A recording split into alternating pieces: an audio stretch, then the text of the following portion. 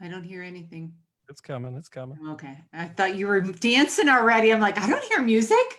What the heck? Wait for Facebook to. Wait a minute, lady. It's the whiskey. He's dancing and no music. Hey, Psyched by MG is now I have live. music in my heart. All right, here we go. You're listening to the Podcast Detroit Network. Visit www.podcastdetroit.com for more information.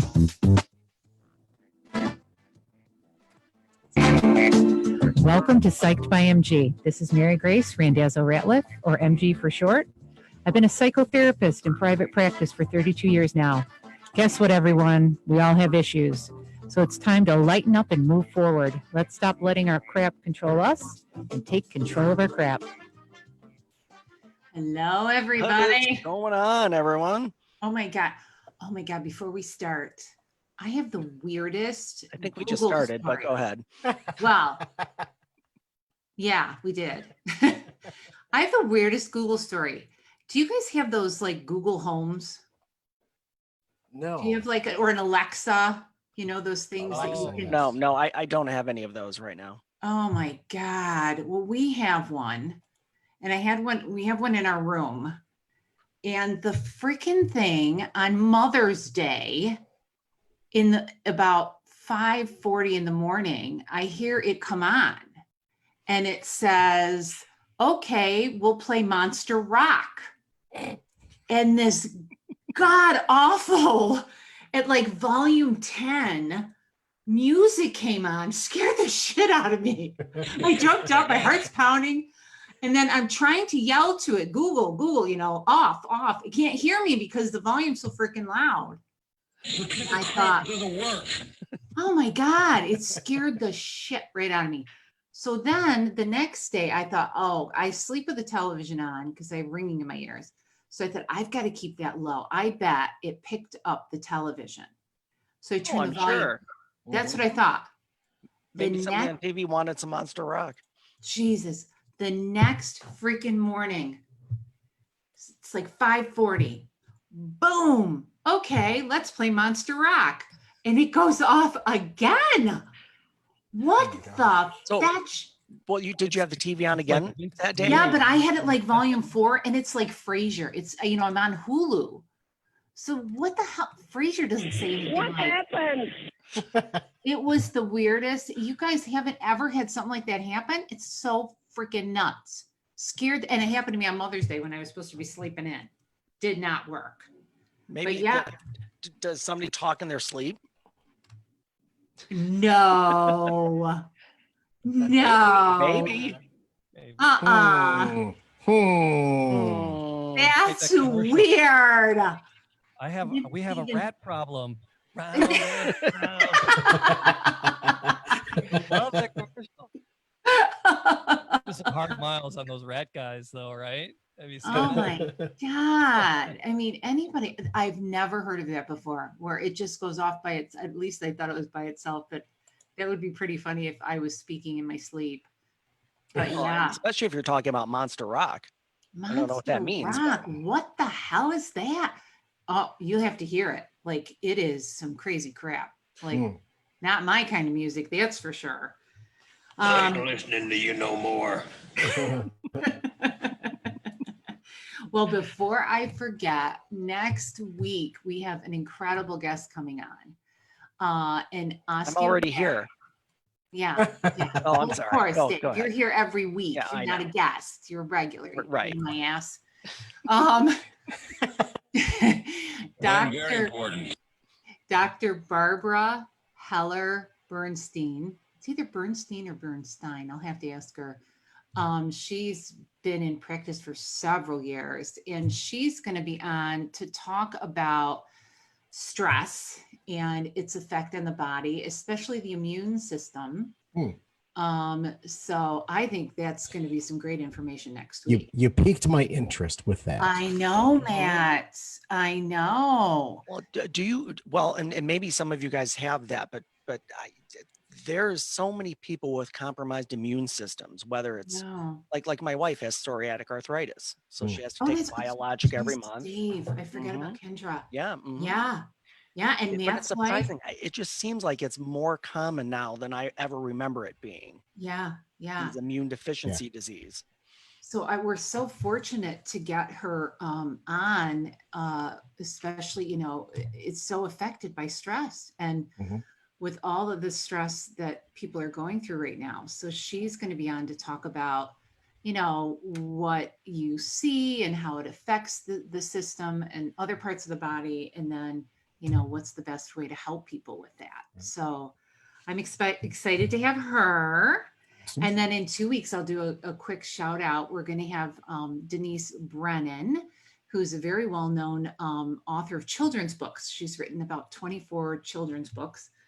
She's an amazing person. And we're going to, talk about kids and, what they're going through a bit. And then how some of her beautiful books, really help kids and her Say perspective too. 24 books. 24, Keep 26. having these overachievers on. They're making me look bad. Jesus. Wow. I know, right? Seriously, Dave. No, that's And great. yeah, so I'm excited about that down the pike. And then there's a couple of things in the news I wanted to just share. Have you guys heard about the first Black valedictorian being named at Princeton University? Have you guys heard about this? No. I did read that. Yes. In 274 years, Nicholas Johnson is the first African American to be named valedictorian at Princeton. Wow. So a shout out, congratulations to this young man. awesome. And he's majoring in operations research and financial engineering. Boy, congratulations. Of course, it should have happened way before. Well, Now. I wonder if it just has to do. I mean, it's fantastic. I wonder if Yes. it has to do that they don't have a high percentage of African American enrollment. I mean, Don't know. know. It's That's a interesting to really look at. good 'cause that question. would be more bothersome that Yes, Yeah. yes. they And haven't that, had one sooner. yeah, because, there, something seems wrong there. So, It seems kind of odd. so a very, very special Yeah, congratulations to fantastic. him and his family, and that people should know that this amazing young man. And then I have to bring this up, Dave. Oh boy. You know how I like my home That's up. goods, my TJ Maxx. Mhm. I love those stores. But did you hear about TJ Maxx stores opening in Greensboro, North Carolina, and Arkansas? I They have not. showed videos. I saw it on the outline, and I was going to look it up before the show, but I didn't get there. Packed, Tell me. packed, no masks. People were going nuts and not dealing with any form of responsibility. This is a mess. No kidding. No kidding. It's well, I mean, there was similar video. It wasn't necessarily retail TJ Maxx, but when Wisconsin opened, when Oh, the Supreme yeah. Court knocked down the governor's order, the bars were packed last night.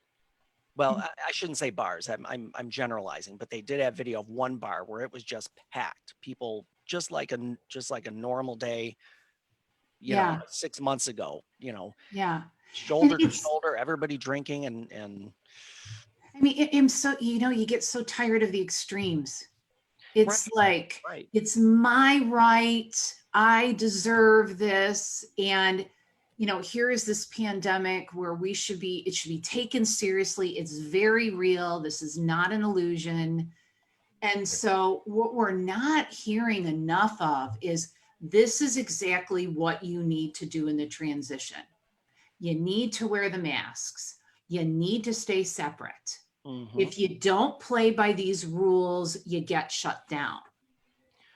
And Well, and I think that's the difficult that's the difficult balance everybody's trying to figure out right now. What is the best way to do it? Because yeah, I mean, honestly, it is, yes, we want to be safe.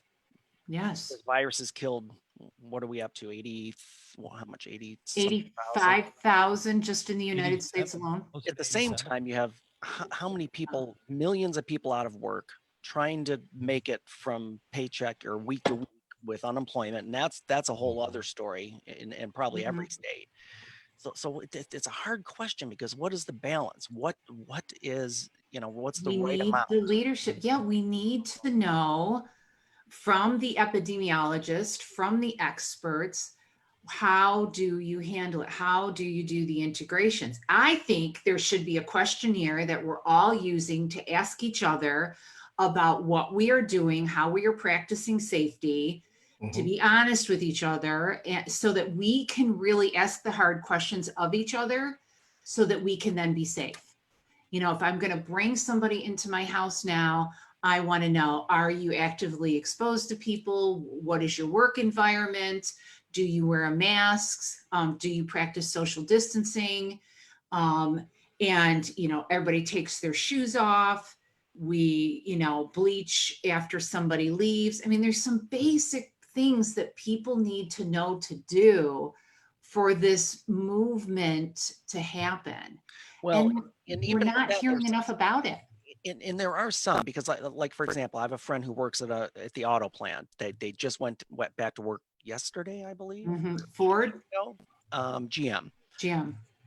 So they have to do this questionnaire before they come into work. They have to answer all these questions. Now, again, we're assuming everybody's going to be honest with those questions, because apparently in one of the plants, one of the supervisors said she was answered the question correctly. She had a cough the day before and said it was allergies. Mm.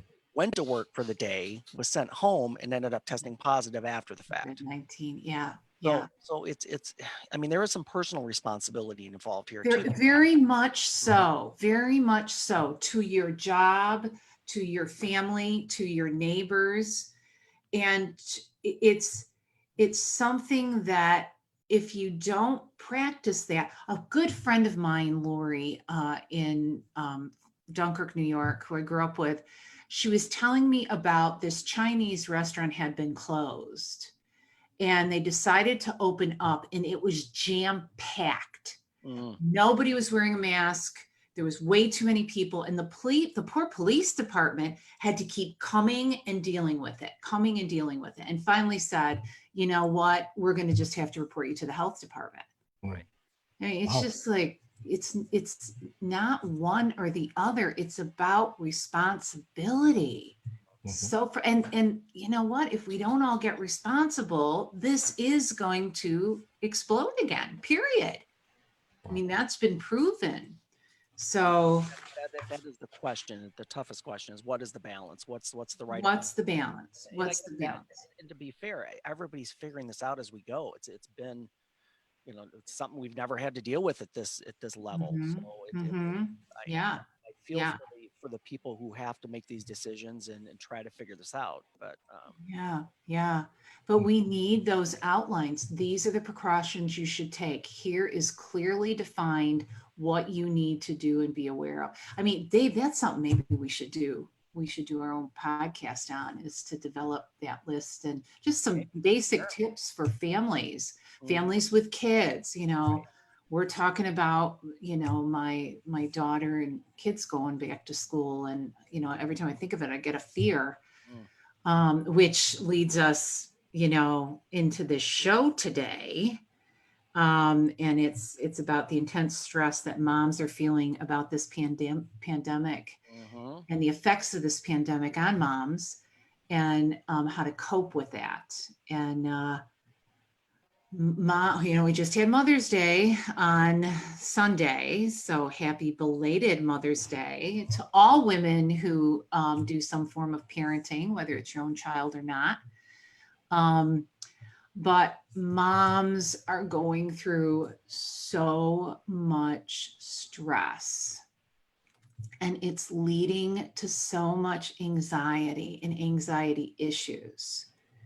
I don't know about all your wives and how, if they were to jump in here, but it really is, from a woman's perspective. Last week we talked about the men, and for women, especially moms, we are created a bit different, and we are on in ways that are superhuman in some ways. All right, Ian. Shut up, Dave. We are constantly on and aware of where everyone in the family is, what they're doing, where they're going, what they're exposed to little ones, toddlers, little kids, what room they're in. It is mental exhaustion. I think I may have mentioned this in one of our earlier podcasts, but I talk with clients about this every day. And typically, and again, this is a generalization, and I'm not bashing the men because I am one, but typically women are the managers of the house. They're like the people who arrange and schedule and organize and give assignments and handle issues, and they're like the managers, and it's a full that you there's no time off of that job. No. Especially women who work and then come home and have to do all those things. Oh my gosh. Or again, organizing rides for kids. I mean, going back, I know we're locked down right now, but Yeah. again, activities and play dates and Yes. And during this yeah. And during this pandemic, it is so much stress because now they're being teachers and hyper vigilant about what is my kid learning? How are they handling that?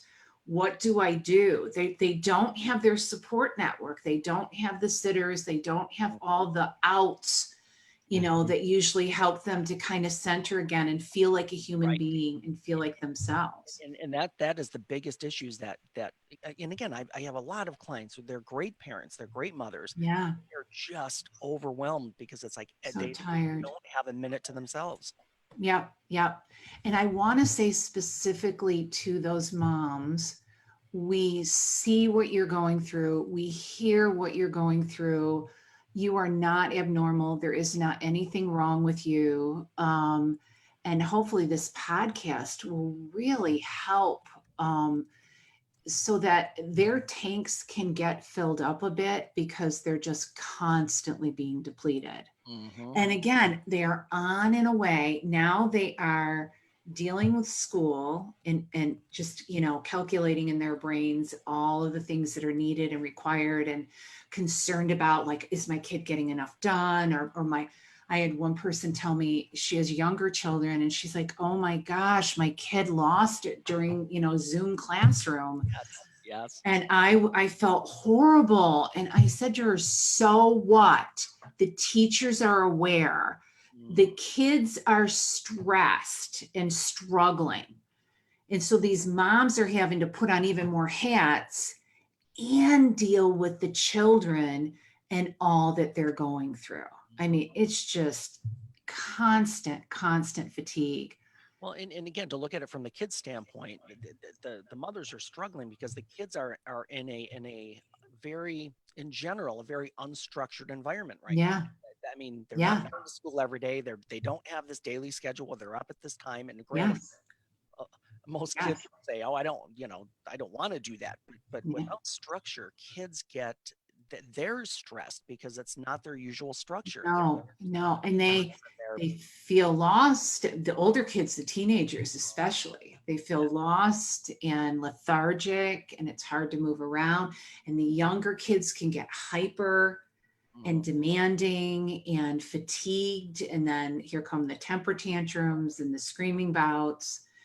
And then when the kids do that, if we were going to venture into cycles, Dave, then when the kids do that, then the parents feel guilt. Right. Oh my God. Snap or yell, and then they feel bad about it. And they feel bad about snapping. I'm a bad parent because I just yelled at my kids, and exactly. And just continue. And they get on that hamster wheel, and it's so sad when everyone has to realize it's like when we deal with death, Dave, and we say to that person who's going through grief, there are no rules right now. Right. Emotionally, you got to back off. You can't say to yourself, oh, I'm doing a bad job because this is happening. No, we haven't been through pandemics before, so there are no rules. You're overwhelmed, you're stressed.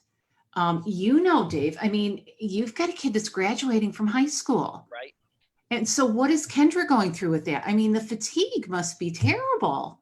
and especially since again, and I know every situation is different, but they're probably very similar. But just simple things like he was involved with band, and she was on the board of that, and just figuring out like, okay, they didn't have an end of the year band banquet, so she's in charge of the plaques, and she got the plaques. But how do we get them to the kids? I mean, just things that are just everything God. simple in any other situation. Yep. Now another problem to resolve. Yeah. Yeah. Well, Matt, you and I were talking about this, Yeah. before we went on air. Like, we were talking about Matt's daughter moved. Was it your daughter, Matt? My youngest, just picked up and decided to move to North Carolina right at the onset of the pandemic. And you were so stressed about it. He was telling me how stressed he was about it. And tell them what you said to your wife. Well, my wife is, she can't react all No. that well, and it was one of those, why aren't you reacting more? Do you even care? And she's like, I can't, because I can't get stressed out. It's gonna hurt my health, and there's a reason for that. Yeah. So that's why next week's guest I'm so intrigued about. I know. Yeah. Being Barbara, that yeah. she's with the whole immune deficiency. I'm thoroughly looking forward to that episode. Yeah. Yeah. Because this wreaks havoc on the body. Yep. And then these poor women, I mean, it's so many more hats and so many more jobs. And the amount of worry that goes through her system. My daughter and I had a conversation. I thought, oh shit, I didn't even think about that. She said, Mom, I'm scared to go back to school in the fall. And I said, why? And she goes, because some of the people I hang out with can be so irresponsible. I'm afraid to get sick. Oh, wow. And I went, oh my God. Geez, I didn't even think about that. And she's like, yeah, I want to be with everybody because she loves these friends. They're great, but they love to have parties. Oh, of course. And they're typical college students. And so they have the parties at her apartment. But now she's like, I'm really afraid of that because they're talking about this is probably going to spike again in the fall. Mm-hmm. Well, as a mom, I'm like, oh my God, what do I do? Do I, say to her, do I play mama bear and say, you know what, we really have to seriously consider whether you can or you can't? Do I respect the adult side of her and say, we're right here. We'll listen to you to help you to make the decision. Well, it's interesting because let's just come at it. Let me ask you this question: as a therapist, what would you tell a client? It's a good question. I think I would do both. I would encourage them to do both. And I think I would support, but at the same time, I would say, okay, listen, you're talking about something that is months away right now. Right. Oh yeah. So let's just take take it a step at a time. Yeah. And I did tell her that. I said, we have to kind of keep following the guidelines to see what happens. Right. Because it might not even be, it's entirely possible by September, it's not a concern. Yeah. So it's not a worry that you need to be spending energy on right now. Yeah. Yeah. I'll be spending a lot of my time killing murder hornets. So, but there's the difference right there, Dave. And as we're talking about moms and women, a dad would say, it's not something you have to spend energy on right now. Mm-hmm. I know those moms out there are going, are you flipping nuts? We have to prepare. Right. This is a couple of months away. And the way we feel in control and that we can manage everything is to always look ahead. And women do that. Right. We are constantly looking ahead and strategizing and trying to dot every I, cross every T. Mm-hmm. And I'm not saying that that's right. I'm saying this is but that's kind of our DNA. That's the thing that we have to try to help with is that, for somebody who has that, I don't want to, the quality or has that in them, that's so hard to let go of. It's so hard to, because you want to plan, you want to be prepared, you want to look at every possible scenario.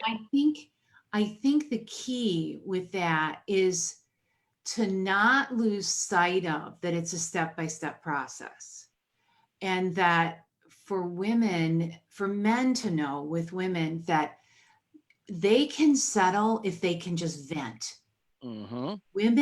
Women, our bodies and the way we're made up, we have all this progesterone in our systems, and to get a little, biological right now, when we get stressed, our bodies go to our word center of our brain. Men's testosterone takes them to the physical body. And so for women, the way that we soothe, because of all the progesterone in our body, is we have to vent and talk it out.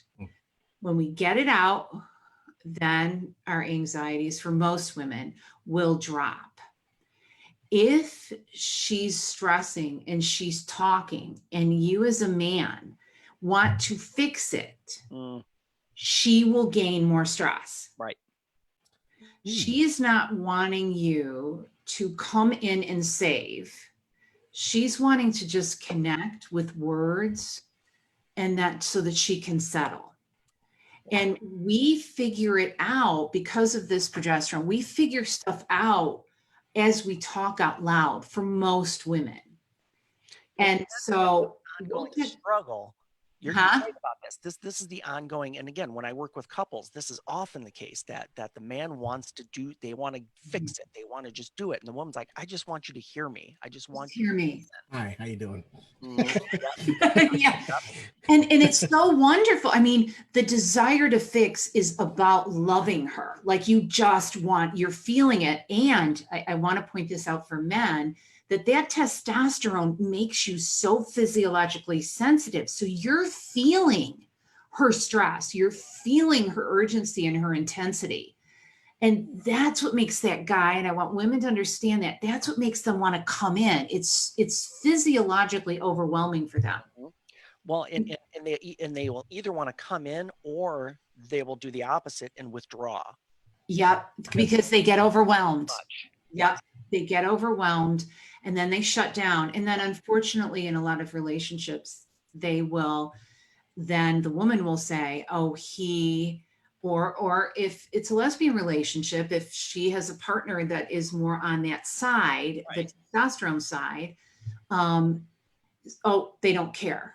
Oh, they're not caring about me. And in reality, there's a difference between somebody who really doesn't give a shit and somebody who gets paralyzed when they're around intensity, emotional and physical intensity. And that's really important to understand. For the moms out there, and again, it shouldn't be an assumption, but again, again, it sounds cliche, but I know if you work with couples, it's all about communicating what you're feeling. Yep. Because if a man withdraws and he says to his wife or to his partner, I'm just feeling overwhelmed. I just need I need some time, because at least it shows that you're not ignoring what's being said. You just need some time yourself. Exactly. That is so important for anybody on that side that is listening, because she has got so much fear, and with fear comes a lot of insecurity.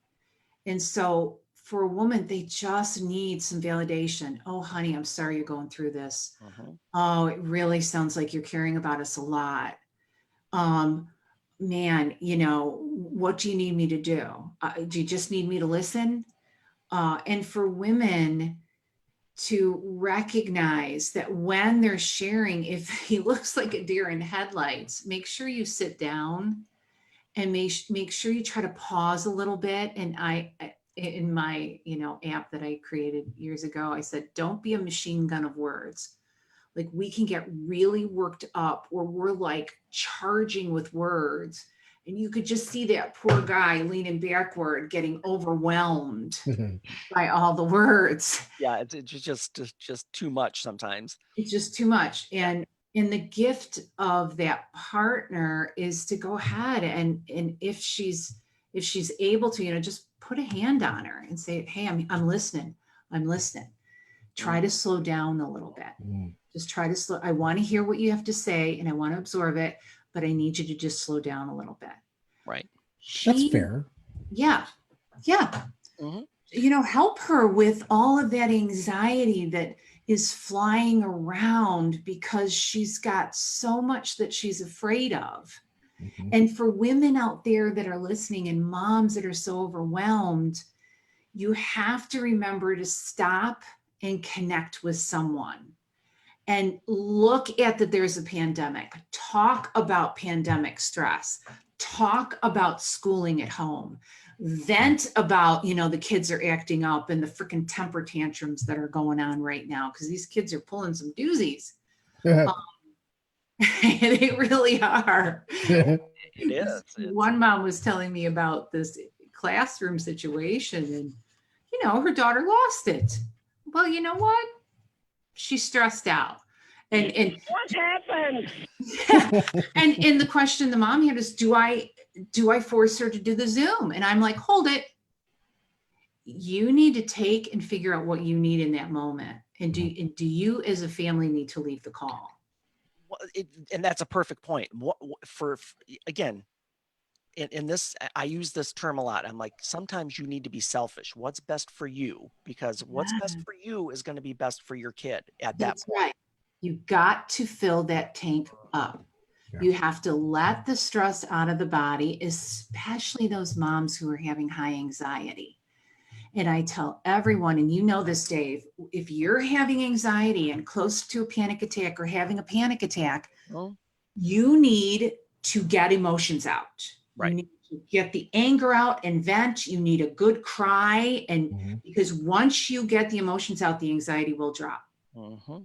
And some moms will say, I don't know how to get it out. And I say, then I want you to watch a movie that makes you cry your eyes out.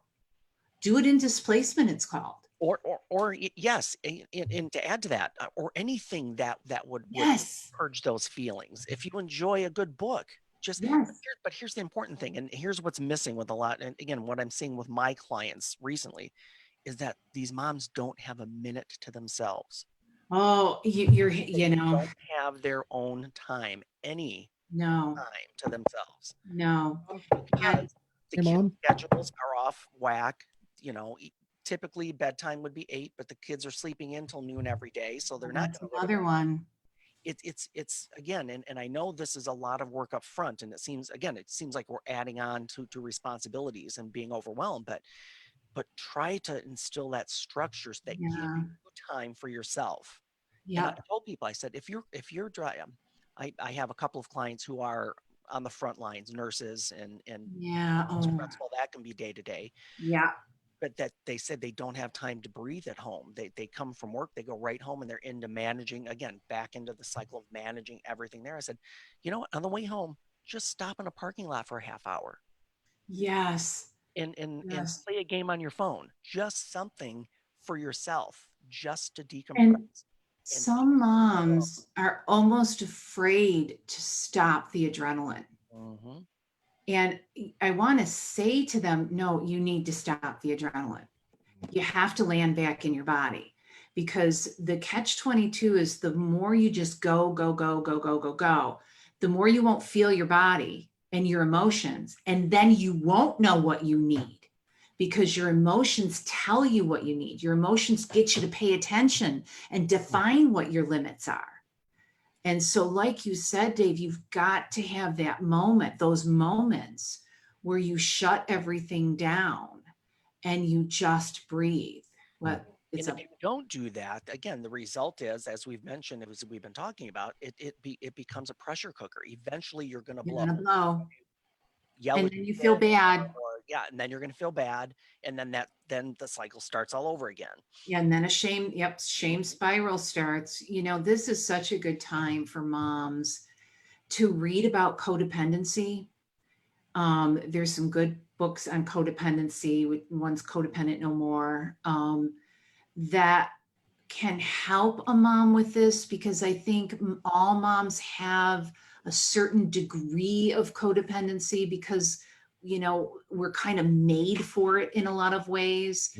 And it doesn't mean that you have the disorder, but you have tendencies. And this pandemic, I think, pushes mom even more towards those tendencies, So to educate yourself on selflessness, functioning in resentment, not, taking care of the self, feeling guilty for having needs, it's really important. And the codependent books really help you to understand what we're talking about. There's something that's called mom burnout. Have you ever heard of this term, mom burnout? I've heard of burnout, so I'm assuming that could apply to almost any Yes, person or situation or role that you're playing. yes, yes. And, it's poor sleep, overly tired and fatigued. It can be an increase in anxiety. You resent your kids sometimes. I am not talking about not loving your kids. No. Two different things. And moms sometimes get these wires crossed. You can resent the amount of work that is coming with these children. And it is hard. And you love them and would never want to lose them at the same time. So that resentment builds to the point where you can get really snippy much more often than normal. Right. Eating problems, either, eating too much, not eating enough. The self-care problems, you're not doing good self-care. You're not taking time alone. You're isolating yourself more with friends. You just feel like a robot who's on automatic pilot. I think I mentioned sleep problems.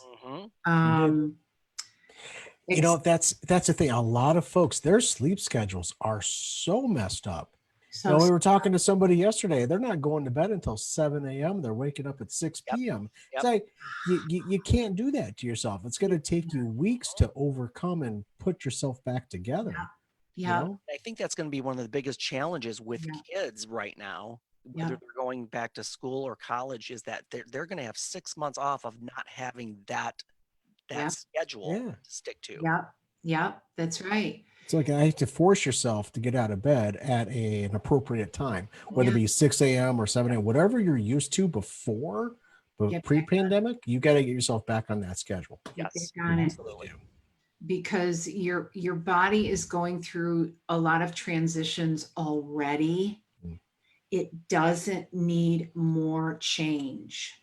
The physical body is looking for something that is structure and normal. And that normalcy helps it to feel better. It's so freaking important. And these symptoms are just saying, it's not saying that you're a bad mom. It's saying you've lost yourself. Yes. And you need to do things that help yourself.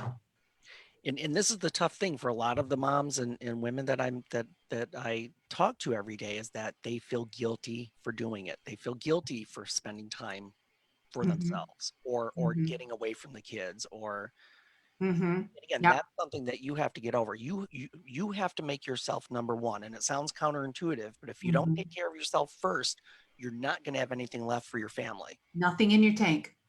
And I also challenge women with the guilt thing. I go on another side of it where I will say to a woman, so how is guilt taking care of you? What is it about guilt that it's feeding you in some way? And at first they kind of look at me like, what are you kidding? But I tell women, if you are used to being detached, you use guilt to stay detached. I can't stop long enough because my kids need me. I can't stop and take a bath because everyone needs me. No, you're also not stopping because you're afraid to stop. You're afraid for these emotions to catch up. And so I want to say to them, I need you to get more comfortable with this uncomfortable feeling that's an emotion. And then you'll have the ultimate control that you keep looking for by doing all of these structured tasks for everyone else. Don't be afraid to stop. And journal. I talk about journaling all the time, and my clients always go, oh, here she comes with the journal again. But it's, I always say, write fast. I don't want this to be a homework assignment. I want you to just stop long enough and purge your thoughts as quick as you can and your feelings and the things you don't like. because that journal will get it out of the subconscious, help you to sleep better. And two, it will begin to make you more aware of what you're going through so that you can talk about it, what you're going through and what you might possibly need. And you need that connection to yourself so that if you do have a partner or good friends or family, you can say, this is what I need. Can you help me? And know what it is. So I challenge women a little bit, and I hope they all heard me in an okay way, to go after the guilt thing a bit more, because I think there's another side to that coin that women use. I don't think they do it on purpose, but I think they gotta. Well, I think there can be a part of that that's kind of, I'm sure this term exists. I'm not making it up, but a martyr syndrome where Oh they yeah. want to be, I don't think intentionally, I don't think consciously, Mhm. but they want to say, oh, look at everything that I have to do. And Oh and you. it Yeah. kind of makes them feel more worthwhile because of their responsibilities. Well, so many women, unfortunately, culturally, are raised to believe that the only way I'm a good woman or I'm lovable is to just give to other people. Mm-hmm. And that if I have wants and needs and limits, then I'm a burden and a problem. Yep. And that's just not true. Mm. To be a highly effective, efficient woman who doesn't burn out, you have to have a self, you have to have limits, you have to have wants, needs, and feelings. You are not supposed to be a servant. Right. You are supposed to be a Yes. woman, a human Yes. being. And I think women are so oriented that, a lot of women can read a room like, oh, this person's upset or this person's having a problem, and they're right on it. Right. Especially those women who are more kinesthetically empathetic. There's a great book called The Highly Sensitive Person. Mm-hmm. And there's 2 parts of sensitivity in this book. It's a wonderful book, a recommended read. And it's about giftedness. It's not about any form of pathology or problem or illness. What was the name of the book again? It's The Highly Sensitive Person. Interesting. Okay. And it deals with high sensitivity from a physical standpoint and or an emotional standpoint. So the emotional side, and women are going to nod their heads to this, it's when literally you can like go to approach somebody and go, oh, there's something wrong. Oh, they don't look good. Oh, I feel a weird vibe. Mm-hmm. Or walk into a room and go, oh, somebody's not happy. And they're not hearing anything yet. And that kind of woman, her circuits get so overloaded, and they can end up with anxiety Take that a disorders. step further, because not only do they feel it and see it, now they have to act on it. They have to do something, and that's where they get. And I say this, I said, don't take on other people's drama. You have enough to worry about for yourself. And I'm not saying don't be a good friend or don't be empathetic to somebody, but it's not your responsibility to fix. You have to learn about boundaries better. Mm-hmm. You have to learn that boundaries protect you from getting overloaded. Your needs, your wants, your limits, and your feelings help you to know what your boundaries are. And when you get fatigued by somebody, your body's saying, oh, this is enough for you. And this may be a selfish person you're talking to who only talks about themselves, but doesn't ask you about you. Well, yeah. And there are plenty of those. Oh yeah, plenty. And they'll take advantage of you. Emotional vampires. Yes, they are. They take whatever they life want. force out of you. Yeah. So listening to you no more. Yeah. Yeah. And that's what you need to stop. Don't let them pull you in. Yep. And so, but helping a woman to feel stronger in that place of boundaries and limits, start to read some self-help, if you really struggle with it, get a good, therapy appointment. We talk about that, or join, an Al-Anon meeting or an ACOA meeting, because they deal with codependency all the time. I think highly sensitive people who are like that can really become codependent. Mm-hmm. I think there's like a marriage there. The other side, just to finish this off, and some women go through this, a lot of men go through it, is the highly sensitive part from a physical standpoint, where you're that person that feels things so intensely, but physically, whether it's getting overwhelmed by so much charge in a room where you just physically want to run, and when people are talking too loud, when there's too many people in the room, you want to get the hell out. Yep. When there's conflict, you It's don't sensory like overload. it's that sensory overload. Exactly. You can't wear sweaters because all you do is like focus on how much it itches, or tags, noises from televisions. That's that highly sensitive person from a physiological standpoint. So the book is a wonderful book. I think we may have, I think we brought this up one time before, because again, I think the first book that author wrote was The Highly Sensitive Child.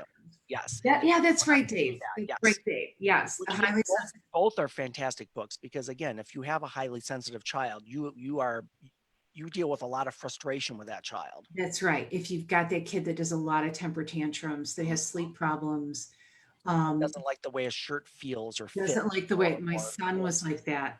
Cut all What's the the name? tags out. What's the name of the author? Oh crap. Oh, I'm sorry. Oh, no, Hang on. Give me one quick second. sorry to put you on the spot. Highly. There's a few folks out that are watching in the in watch parties, and I'm sure they would love to know. There's a lot of parents in there. I'm sure they would love to. Aaron. Elaine Aaron, ARON. PhD.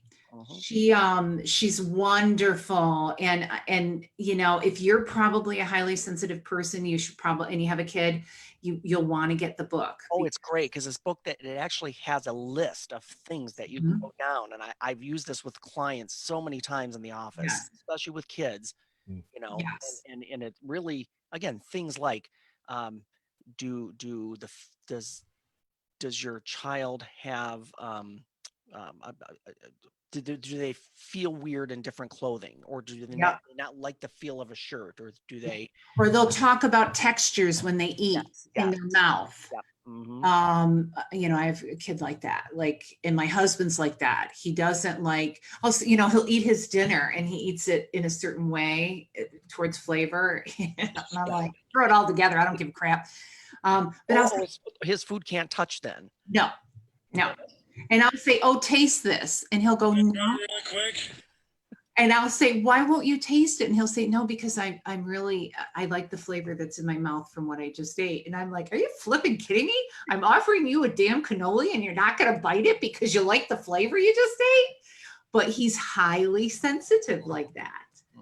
So for these moms, we cannot stress enough getting time for yourself. Zoom call, Skype call, FaceTime call with a friend.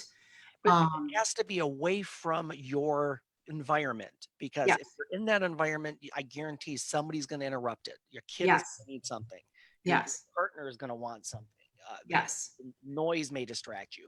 And I'm not saying you can't make a place like that in your own home. If you have a place where you can be private and you're not going to be bothered, make sure it's your time and your place. Yes. And quiet time leads right into that recommendation. Even if you take just a few minutes to stop and breathe and say, oh my gosh, how am I doing? How numb am I?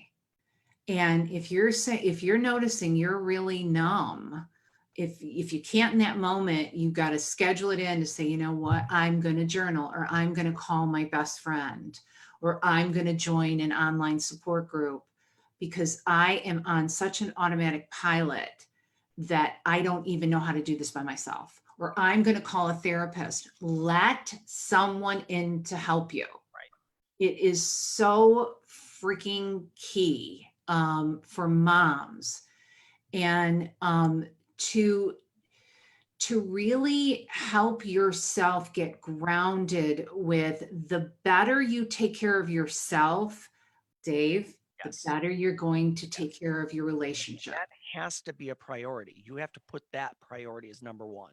You really do. You And again, really I do. know it sounds, I've said it, I know it sounds counterintuitive, but you have to, you are number one. You take care Gotta of feel, yeah. You have to know how to keep that tank full because you're emptying it constantly.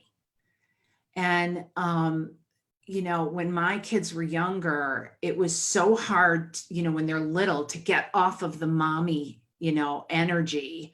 My husband just finally scolded me and said, go in the basement, leave me with the kids and go in the basement. And I'm like, yeah, but they opened the door. The next day he got a lock and said, you are to go in the basement and lock the freaking door and I will handle it.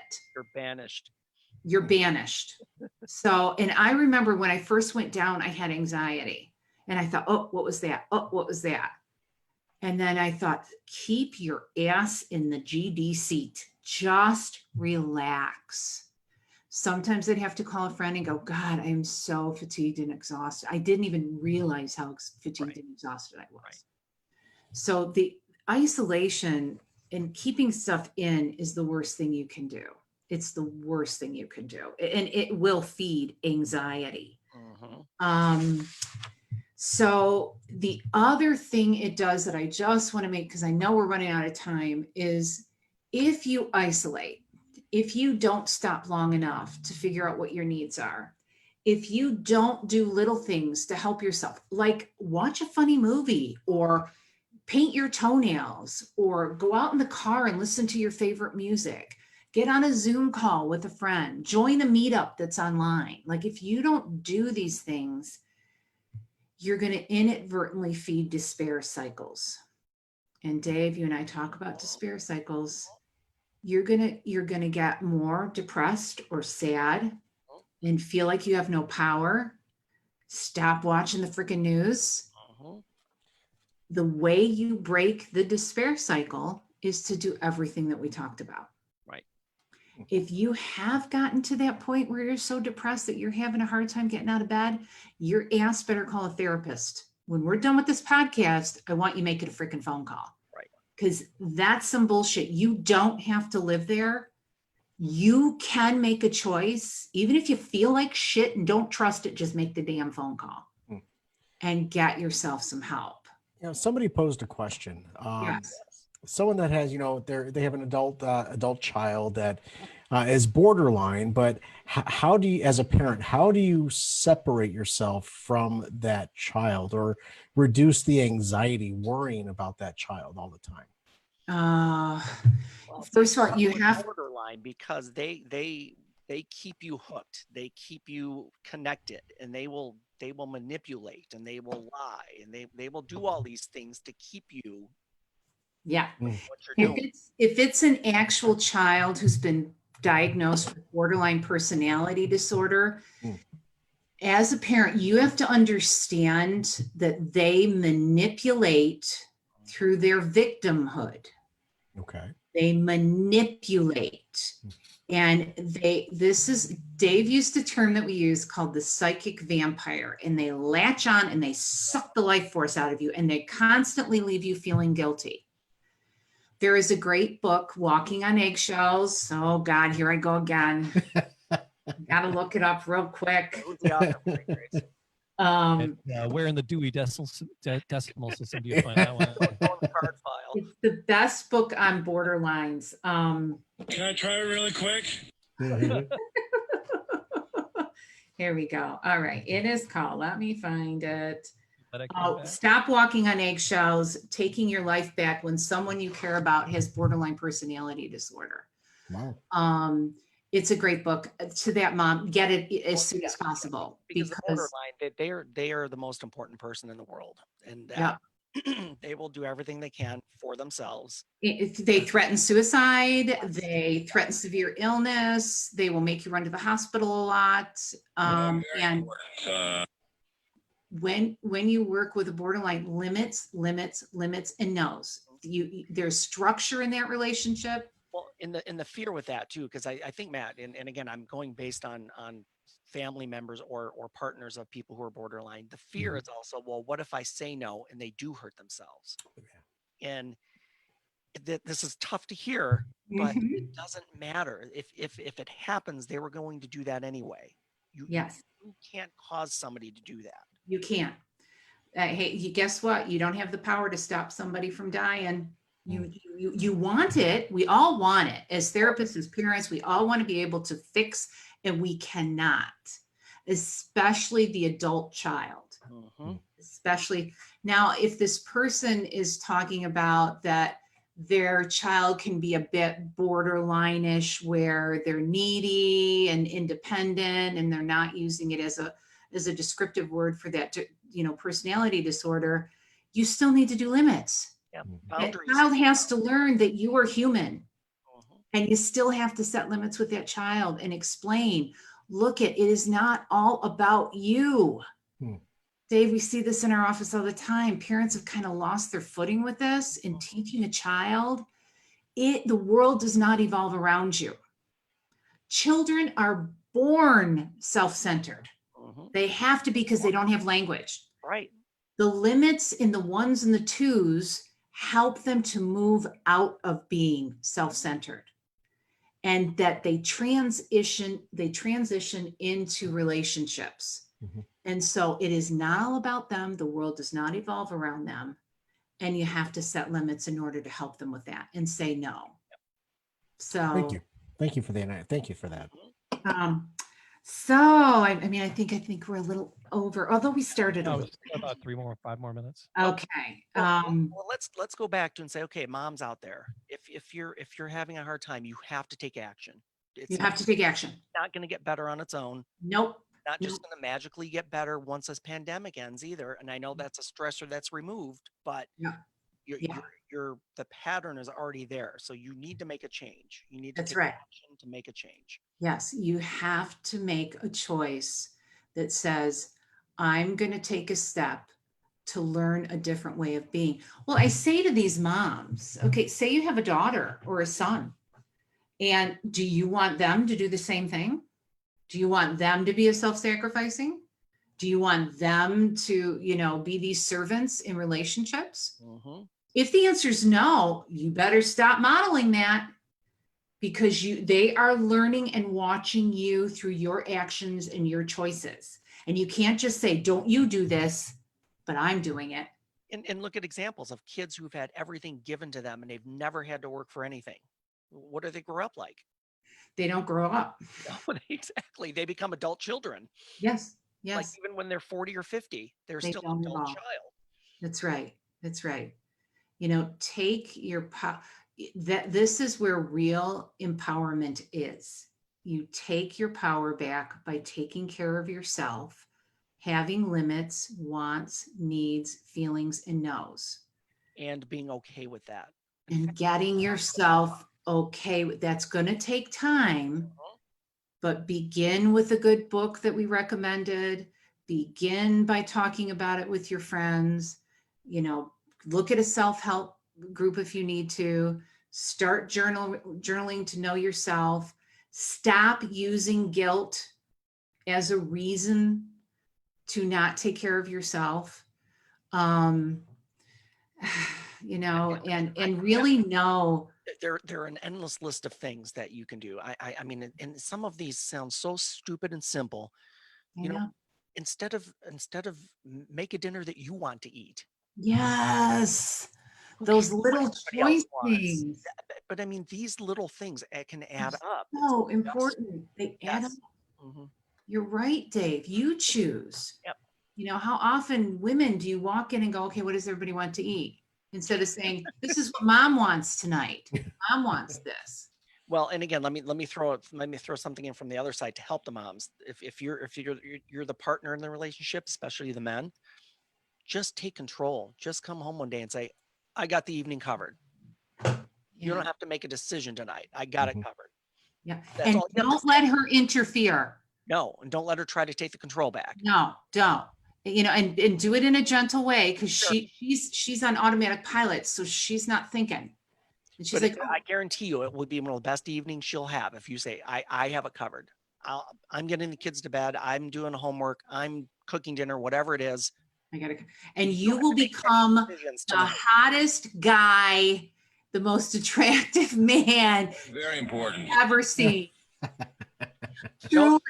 it's true. Remember that episode of Raymond when he was vacuuming the drapes? There's this episode. He bought a vacuum cleaner and he loved it. It was a really cool thing. And he was vacuuming the drapes, and she said, "I have never been more attracted to you in my entire life." That's great. I'll be honest, I've never seen that show. What is wrong with you? I'm sorry. Okay, you have homework now, David. I was just gonna say that. It just never fell into my purview of enjoyment. So You have to watch. It's so funny. It's uh, so funny. yeah. On a sad note, Jerry Stiller dying was a big bummer this week. Mm-hmm. Yeah. That was If you so. want to laugh at something, just go look at the outtakes of Seinfeld, and most of his scenes, people cannot Can't keep it together. hold it together with him. Yeah, but You did want a his piece of wife die? Did Hmm? his wife? That's Ben Stiller's parents, isn't it? Yes. Yes. Yes. Did the mom die too? I think. I don't know. The mother that played in the show, you mean? Yeah. No, the Ben Stiller's mom is. Oh. She was on a few episodes of Seinfeld too. They used to be like a vaudeville, act. The two of them were both actors. Okay, so wait, let me get this straight, 'cause maybe I missed this along the way. So in the show, George's mom and dad, were they actually? They weren't. No, they weren't. No, that was another actress. Yeah, sorry. Yeah, no. Making sure, because I wouldn't have missed that being a big Seinfeld fan. Hi, I'm George, and I live at home with my parents. Seriously. Hey, Mary Grace, tell people where to find you. Oh, you can find Psyched by MG on Facebook and LinkedIn and YouTube and Instagram now. We've got that account all up and running. And David Wright. Find me at motorcityhypnotist.com or on Facebook at Motor City Hypnotist, and our clinical site is counselingandtherapyassociates.com. Yep. And of course, Detroit Podcast Network. We can be Absolutely. on there. And now we're on Spotify and, all the Apple podcasts. I like this in the back. Yay. So, yes, you can find us in so many locations. And we're going to see you next week. Yep, to see you talk next week with our special guest, and that will be really good. Tune in, and we'll see you soon. Yes. Thank you.